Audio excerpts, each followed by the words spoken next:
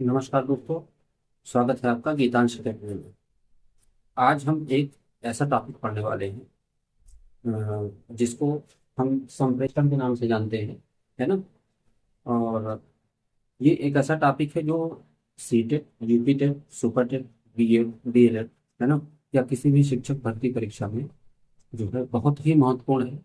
और निश्चित रूप से इससे प्रश्न आते ही हैं, है ना।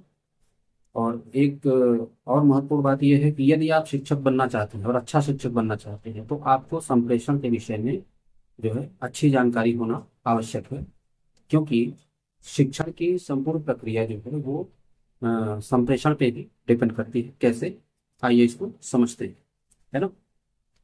अब देखिए संप्रेषण का अर्थ क्या है ना। यानी जो ये जो शब्द है संप्रेषण, ठीक है, इसका अर्थ क्या है। जब एक व्यक्ति से दूसरे व्यक्ति तक विचारों, भावनाओं और संदेशों का आदान प्रदान होता है तो इसी को संप्रेषण कहते हैं। क्या क्या चीज है?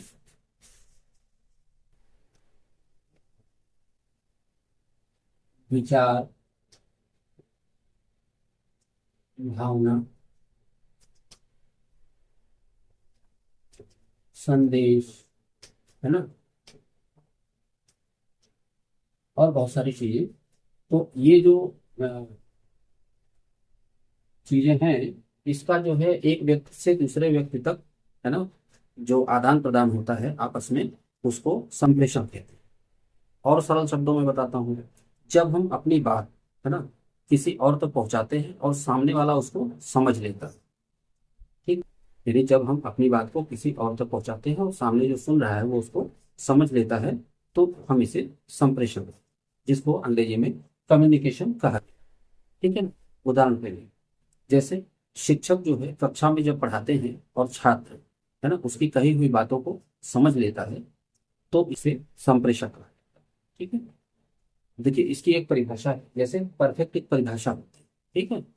तो इसकी परिभाषा अगर किसी ने आपसे पूछी या कहीं आपसे परीक्षा के दौरान पूछा गया, उसमें आप ये लिख सकते हैं या टिक कर सकते हैं कि संप्रेषण वह प्रक्रिया है जिससे जिसमें संदेश भेजा जाता है और प्राप्त कर उस संदेश को समझ लेता है, ठीक है। माध्यम कोई भी हो सकता है, इलेक्ट्रॉनिक, मौखिक, अमौखिक, अभी उसके बारे में आगे चर्चा की जाएगी। देखिए अब यहाँ महत्वपूर्ण क्या है, आगे देखिए। संप्रेषण के जो है कुछ तत्व हैं, ठीक है। तत्व, संप्रेषण के तत्व कौन कौन से हैं, ठीक। ठीक है, संप्रेषण के तत्व। अब देखिए संप्रेषण के तत्वों में कुछ महत्वपूर्ण तत्व हैं जो अनिवार्य रूप से संप्रेषण में होते ही हैं। जैसे पहला, है ना, प्रेषक। प्रेषक मतलब होता है सेंडर, ठीक है, सेंडर। जैसे जो सेंड कर रहा हो, ठीक है। अब यहाँ पे देखिए प्रेषक यानी एक व्यक्ति होगा जो संदेश को भेजेगा, उसको प्रेषक का दर्जा दिया जाता है, उसको प्रेषक का नाम दिया जाता है, ठीक है।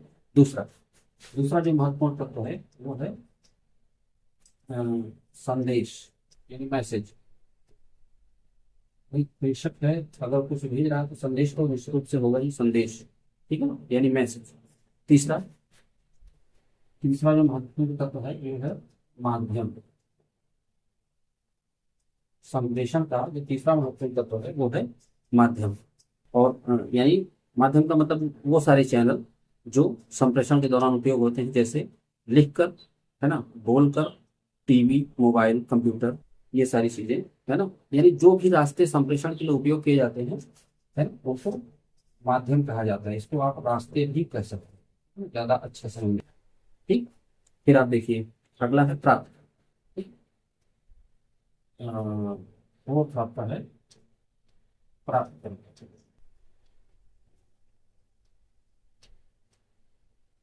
प्राप्त करता है यानी रिसीवर, ठीक है। जो व्यक्ति संदेश को प्राप्त कर रहा है उसको रिसीवर कहा है। और जो अनिवार्य तत्व है वो है पांच, पांचवा नंबर पे है प्रतिक्रिया।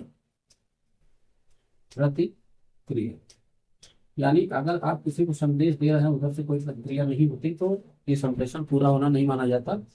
कुछ महत्वपूर्ण तत्व हैं जो निश्चित रूप से, जैसे प्रेषक होगा, निश्चित होगा, प्राप्तकर्ता होगा, ये भी निश्चित बात है, संदेश होगा, ये भी निश्चित बात है, प्रतिक्रिया होना जरूरी है ना। तभी संप्रेषण पूरा माना जाता है। ठीक है। और पांचवा जो तत्व, छठा जो तत्व है वो है बाधा, क्योंकि हर कार्य में कुछ न कुछ बाधाएं होती हैं, इसी तरीके से संप्रेषण में भी कुछ बाधाएं होती हैं। ठीक है। जैसे शोर है ना, शोर एक बाधा है। आसपास बहुत ज्यादा शोर होगा तो आप कॉन्सेंट्रेट नहीं हो पाएंगे। आप अपने बच्चों को अगर कोई चीज सिखाना चाह रहे हैं, बताना चाह रहे हैं, तो वो सुनेंगे नहीं, समझेंगे नहीं, उस शोर की वजह से उनका ध्यान डाइवर्ट होगा। दूसरा है नेटवर्क, है ना। नेटवर्क का मतलब ये है कि अगर आप इलेक्ट्रॉनिक माध्यम का यूज करें, जैसे मोबाइल है, कंप्यूटर है, ये सारी चीजें, तो उसमें नेटवर्क का होना जरूरी है। अगर ठीक नहीं है, बाधापूर्ण है, तो संप्रेषण बाधित होगा।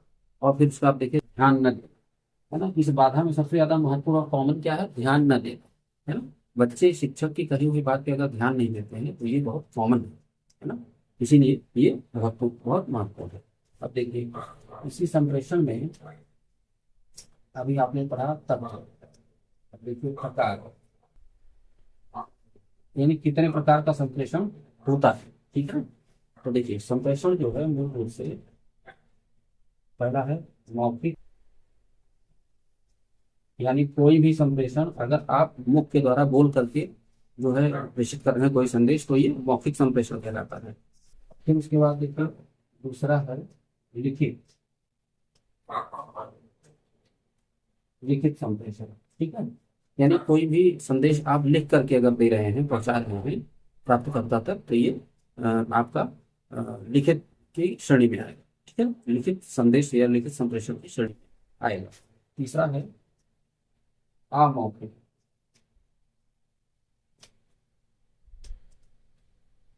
ये बहुत महत्वपूर्ण टॉपिक है, इसे हर बार सवाल आता है। ठीक है ना। अभी बताता हूँ कैसे सवाल पूछा जाता है, पहले आप इसको समझ लीजिए। अमौखिक मतलब जो है संकेत, है ना, भाव, है ना, इशारा। जैसे संकेत अमौखिक में आएगा, भाव या इशारा यानी साइन। ठीक है ना।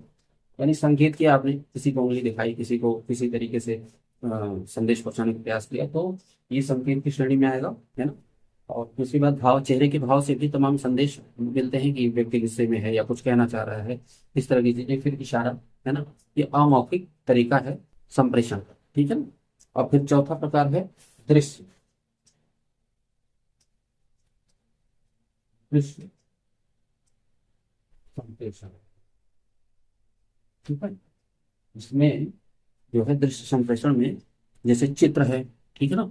मान लीजिए कोई चीज आपको समझानी है, तो किसी चित्र को सामने बोर्ड पे अगर लटका दिया जाए, उसके बाद आपको रोलर बोर्ड से पॉइंटर से चीज को इंडिकेट करके समझाया जाए, तो अच्छे तरीके से समझ जाएंगे, संप्रेषण अच्छा होगा, है ना, कम्युनिकेशन अच्छा होगा। और फिर जो है चार्ट है, ग्राफ है, इस तरह की चीजें जो होती हैं वो आती है आपके दृश्य संप्रेषण में। ठीक। तो ये बहुत महत्वपूर्ण है। प्रकार में इन इतनी सारी चीजें हैं, मौखिक, लिखित, अमौखिक और दृश्य। ठीक है ना। अब देखिए संप्रेषण का महत्व। ठीक है। तो महत्व में सबसे पहले शिक्षक और छात्र के बीच, है ना, समझ बढ़ती है। संप्रेषण अगर अच्छा होगा, अभी आप देखिए कि कुछ टीचर्स की कक्षाएं बहुत शांत और कॉन्सेंट्रेट होती हैं। क्यों? क्योंकि शिक्षक जो है अच्छा संप्रेषण बनाना जानता है। ठीक है ना। माध्यमों का सही उपयोग जानता है, अपनी बात को छात्रों तक अच्छे तरीके से पहुंचाना जानता है। इसीलिए छात्र जो है उसकी कक्षा में कॉन्सेंट्रेट। ठीक है। तो ये शिक्षक और छात्रों के बीच समझ को बढ़ाते हैं। दूसरा, जो पढ़ाई है वो प्रभावी होती है। अभी आप यूट्यूब के वीडियो को ही ले लीजिए, एक अच्छा शिक्षक जो है जिसका संप्रेषण अच्छा है ना, वो अपने ऑडियंस को बांध के रखता है। पूरे वीडियो के दौरान कहीं भी वो छोड़ के हटते नहीं। ये अच्छे संप्रेषण का एक उदाहरण है। ठीक है ना। तो पढ़ाई जो है उसी तरीके से पढ़ाई है कि कक्षा में अगर शिक्षक अच्छा संप्रेषण जानता है, अच्छा बोलना जानता है, चीजों को सही तरीके से समझाना जानता है, तो पढ़ाई जो है प्रभावी होती है। तीसरा, शंका का समाधान, है ना। छात्रों को अपने अध्यापक से अगर किसी तरह की कोई शंका हो, अपने पाठ्यक्रम में किसी तरह की शंका होती है, तो अपने अध्यापक से उसको पूछता है, उसका समाधान पूछता है। और अध्यापक अच्छा संप्रेषण यदि जानता है तो उसको इजिली जो है उसका समाधान कर ले जाता है। फिर देखिए संप्रेषण अगर अच्छा है ना, तो कक्षा में अनुशासन बना। ठीक है।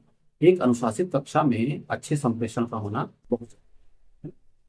संप्रेषण का कुल मिला के मतलब यह है कि शिक्षक जो है पाठ्यक्रम को समझाए, है ना, उसमें उसका क्या तरीका है, या फिर कक्षा में किस तरीके से अनुशासन बना के रखता है, उसमें उसका किस तरह का तरीका है, किन माध्यमों का उपयोग करता है संप्रेषण के दौरान, ये सभी चीजें महत्वपूर्ण होती हैं और इसकी विशेषताओं के अंतर्गत आती हैं।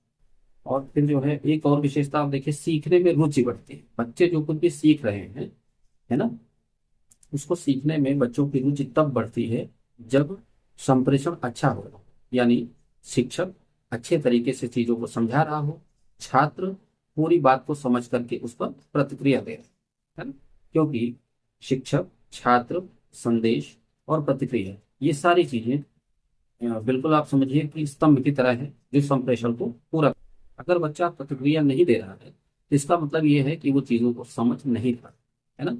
तो ये सारी चीजें संप्रेषण की विशेषताओं के अंतर्गत आती है, यानी संप्रेषण का महत्व बताती है, ठीक है ना। फिर आप देखिए, एक अच्छा शिक्षक जो है वही है जिसकी संप्रेषण क्षमता बहुत अच्छी है। ये आप जानिए, अच्छा शिक्षक वो बिल्कुल नहीं हो सकता जिसका संप्रेषण क्षमता जिसकी अच्छी नहीं है ना। तो ये मान के चलिए कि ये टॉपिक आपके लिए बहुत महत्वपूर्ण है, ठीक। फिर आप देखिए प्रभावी संप्रेषण की जो विशेषताएं हैं, जो प्रभावी संप्रेषण है, यानी कोई भी कक्षा बहुत शांत है, बहुत डिसिप्लिन्ड है ना, छात्र अध्यापक की बातों का सही तरीके से रिप्लाई कर रहे हैं, है ना। ये सारी चीजें तब होती हैं, है ना, जब निम्नलिखित चीजों पे ध्यान दिया जाता है। जैसे सबसे पहली बात, भाषा सरल होनी चाहिए। संप्रेषण में भाषा हमेशा सरल होनी चाहिए। कठिन और क्लिष्ट भाषा का उपयोग संप्रेषण को खराब करता है ना। कुछ लोग ये समझते होंगे कि जितनी कठिन और क्लिष्ट भाषा का उपयोग होगा संप्रेषण उतना अच्छा होगा, लेकिन गलत बात है। भाषा जब तक सरल नहीं होगी संप्रेषण पूरा होगा ही नहीं, कि बच्चे को समझ में आएगा नहीं और वो जो है प्रतिक्रिया देगा नहीं, तो संप्रेषण कैसे पूरा, है ना। फिर अगला है संदेश स्पष्ट हो। संप्रेषण में जो भी संदेश आप देना चाह रहे हैं वो बिल्कुल क्लियर होना चाहिए, स्पष्ट होना चाहिए, है ना। उसमें है नहीं है, होगा नहीं होगा, ये सारी चीजें नहीं, बिल्कुल क्लियर होना चाहिए। संदेश बिल्कुल स्पष्ट होना चाहिए। तीसरी चीज, माध्यम सही होना चाहिए, ठीक है। माध्यम हमेशा सही होना चाहिए। तो यदि अगर माध्यम सही होगा, ठीक है, तो संप्रेषण निश्चित रूप से प्रभावी। फिर उसके बाद प्रतिक्रिया मिलनी चाहिए, ठीक है। देखिए एक अच्छा संप्रेषण तब होता है जब संदेश देने वाला संदेश दे, प्राप्त करने वाला उस संदेश को प्राप्त करके समझ ले, और साथ में प्रतिक्रिया, ये इतनी सारी चीजें जब होती हैं तब संप्रेषण पूरा माना जाता है। तो प्रतिक्रिया अनिवार्य रूप से मिलनी चाहिए, है ना। अच्छी हो बुरी हो, छात्र यही बोले कि मुझको समझ में नहीं आ रहा है, ये भी एक तरह की प्रतिक्रिया है, और ये एक अच्छे संप्रेषण का हिस्सा है। ये कोई जरूरी नहीं कि जो कुछ भी आप उसको समझा रहे हो बिल्कुल वो समझी जाए, है ना। क्योंकि आपके ज्ञान का स्तर दूसरा है और बच्चों के ज्ञान का स्तर दूसरा होता है, ठीक है ना, थोड़ा सा निचला होता है। और फिर उसके बाद देखिए समय अनुकूल, ठीक। समय अनुकूल का मतलब पाठ्यक्रम के अनुरूप हो, उसकी डिमांडिंग जो कंडीशन है वो अच्छी हो, है ना।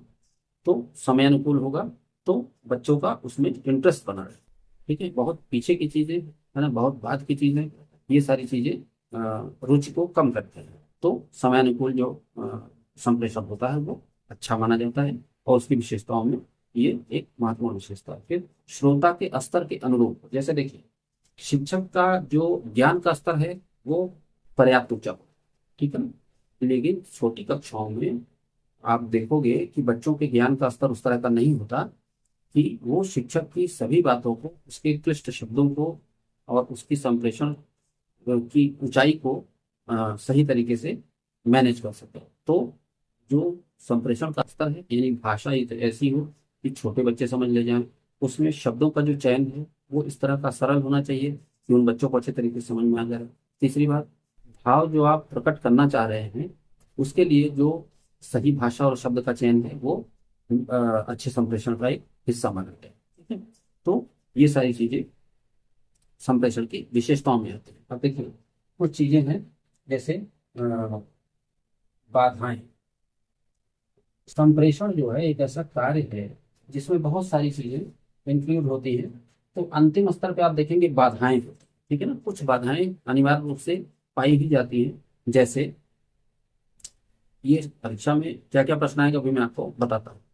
पहले आप ये समझिए कि संप्रेषण में आने वाली जो बाधाएं, यानी कम्युनिकेशन जो है उसमें आने वाली बाधाएं, पहली बात भाषा की समस्या, ठीक है। भाषा, अगर आप हिंदी भाषी हैं और आपको तमिलनाडु में शिक्षक की नौकरी आपकी लग गई, ठीक है ना, केबीएस से, एनबीएस से, है ना, इस तरीके से आपको वहाँ डीएसएसबी से, तो आप देखिए कि जिस भाषा भाषी क्षेत्र में आप हैं, अगर उस भाषा की अच्छी जानकारी आपको नहीं है तो आपका संप्रेषण बिल्कुल समझिए शून्य होगा। आप जो कुछ भी कहेंगे बच्चे उसको समझेंगे, है ना। तो आपको भाषा की समझ बिल्कुल उसी तरह की होनी चाहिए जैसे कि वहाँ के छात्रों के, तभी संप्रेषण अच्छा माना जाएगा। तो भाषा भी एक बाधा की तरफ, है ना। और इसका समाधान तब संभव है जब आप उस भाषा के ज्ञाता हो। दूसरी बात, शोर शराबा, भाषा के बाद शोर, ठीक है। जैसे बहुत शोरगुल वाले स्थान पे अगर विद्यालय है, ठीक, जहाँ पे वाहन आ जा रहे हैं, तमाम तरह का शोरगुल होता है, तो वो वहाँ पे आप कम्युनिकेशन जो होगा, यानी छात्र और बच्चों के बीच में जो संवाद होता है, उसकी जो प्रतिक्रिया होती है वो प्रॉपर तरीके से नहीं हो, तो ये एक तरह की बाधा है। फिर आप देखिए ध्यान की कमी, ध्यान कमी, ठीक है, ये भी एक बाधा है, ठीक है ना। तो अब ये देखिए, ये बाधा किस तरीके से है, जैसे छात्रों और अध्यापक के बीच जो संवाद होता है, जो कम्युनिकेशन होता है, उसमें अगर बच्चा ध्यान नहीं दे रहा है ना, कि शिक्षक क्या कह रहा है, उसके कहने का मंतव्य क्या है, उसका भाव क्या है ना, तो ये एक संप्रेषण पूरी तरीके से खराब हो जाएगा, और ये एक बाधा की तरह होता है संप्रेषण में, ठीक है ना। फिर आप देखिए तकनीकी समस्या, मान लीजिए तकनीकी समस्या, अगर किसी तरह की तकनीकी समस्या है, जैसे मान लीजिए माइक और डाइस आपको यूज करना है, उसमें किसी तरह का टेक्निकल फॉल्ट है ना, या फिर जिस रूम में संप्रेषण का कार्य किया जा रहा है, यानी बच्चों को कुछ समझाने सिखाने का प्रयास किया जा रहा है, वहाँ पे जो है कुछ इलेक्ट्रिक इक्विपमेंट होते हैं, वो चीज़ें नहीं चल रही हैं, तो इस तरह की जो बाधाएं हैं वो तकनीकी समस्या में आती है। फिर देखिए गलत जानकारी, ठीक? गलत जानकारी, ठीक है। अगर शिक्षक छात्र को कुछ पढ़ा रहा है, उसमें कुछ ऐसी गलत चीजों का उपयोग वो पढ़ाई अपने शिक्षण के दौरान उसने कर दी कि बच्चे को अगर वो गलत जानकारी मिल गई और उसने उसी को सही मान लिया, है ना, तो ये अच्छा संप्रेषण नहीं माना जाता, और ये संप्रेषण की एक बाधा मानी जाती है। इसीलिए शिक्षक को अपने विषय की संपूर्ण जानकारी होनी चाहिए जिसका वो शिक्षक है, तभी संप्रेषण अच्छा होता है। फिर देखिए नेक्स्ट है मानसिक तनाव, तनाव, ठीक है ना, मानसिक तनाव। अभी देखिए शिक्षक को मानसिक तनाव हो या छात्रों को मानसिक तनाव हो, है ना, तो कम्युनिकेशन जो है दोनों तरफ से बाधित होता है। किसी एक को होगा तो संप्रेषण जो है वो खराब हो जाए, क्योंकि तनाव की दशा में दिमाग की स्थिरता सही नहीं होती, दिमाग अस्थिर होता है ना, और चीजों को जिस तरीके से समझना चाहिए उस तरीके से समझ नहीं पाता। अब देखिए परीक्षा के प्रश्न किस तरह से आते हैं, ये जो सब पूरा टॉपिक मैंने बताया आपको, इसमें लगभग सारी चीजें क्लियर हो गई होंगी। जो परीक्षा में जो चीजें महत्वपूर्ण है उसको फिर से मैं रिवाइज कर देता हूँ। पहला, संप्रेषण का अर्थ क्या होता है, ठीक है ना, तो सीमित शब्दों में आप समझिए विचारों का आदान प्रदान। फिर देखिए दूसरा जो महत्वपूर्ण प्रश्न है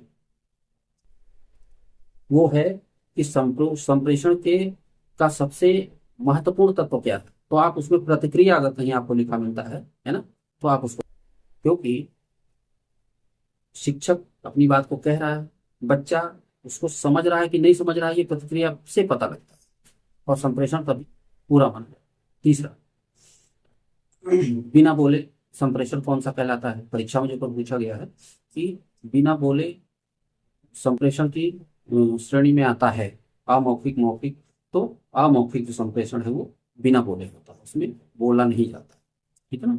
और चौथा है कक्षा शिक्षण से प्रेषक, यानी कक्षा शिक्षण में जो है प्रेषक का दर्जा आप किसको देंगे, है ना। अभी देखिए जैसे ये चीज संप्रेषण का जो कार्य है, ये अगर किसी कक्षा में जो है मॉनिटर किया जाए, तो वहां पे प्रेषक किसको मानेंगे, प्रेषक जो है वो शिक्षक को माना जाता है, ठीक है, समझे आप। प्राप्तकर्ता किसको मानते हैं, छात्र को माना जाता है, ठीक। तो यहाँ पे ये प्रश्न बनता है कि कक्षा शिक्षण में संप्रेषण के दौरान प्रेषक किसे माना जाता है, तो शिक्षक लगाया जाएगा। कक्षा शिक्षण में, है ना, संप्रेषण के दौरान प्राप्तकर्ता किसको माना जाता है, ठीक है, वो किसको माना जाएगा, छात्रों को माना जाएगा, क्योंकि शिक्षक जो है ज्ञान को प्रदान करता है, तो प्राप्त कौन करता है, छात्र करते हैं। ठीक है, तो यहाँ ये दो प्रश्न बहुत महत्वपूर्ण है। और अमौखिक बिना बोले होता है, अमौखिक संप्रेषण जो है ना, वो बिना बोले होता है। और कक्षा शिक्षण में प्रेषक जो होता है वो शिक्षक कहलाता है, और प्राप्तकर्ता जो है वो छात्र कहलाता है। ठीक है, और उसके बाद देखिए शिक्षण संप्रेषण किसको कहते हैं, तो विचारों का आदान प्रदान। तो दोस्तों आज हमने पढ़ा संप्रेषण का अर्थ, तत्व, प्रकार, ठीक है, महत्व, बाधाएं, और इस पे जो आधारित प्रश्न है जो परीक्षाओं में निश्चित रूप से आते हैं। अब अगर वीडियो आपको हेल्पफुल लगा हो तो आप इसको जो है लाइक करिए, शेयर करिए और सब्सक्राइब करिए, बेल आइकॉन को प्रेस करिए, जिससे मेरा अगला वीडियो आपको नोटिफिकेशन में मिल सके। फिर आप नेक्स्ट टॉपिक के लिए कमेंट बॉक्स में ये बताइए कि कौन सा टॉपिक आगे आपको पढ़ना है। धन्यवाद।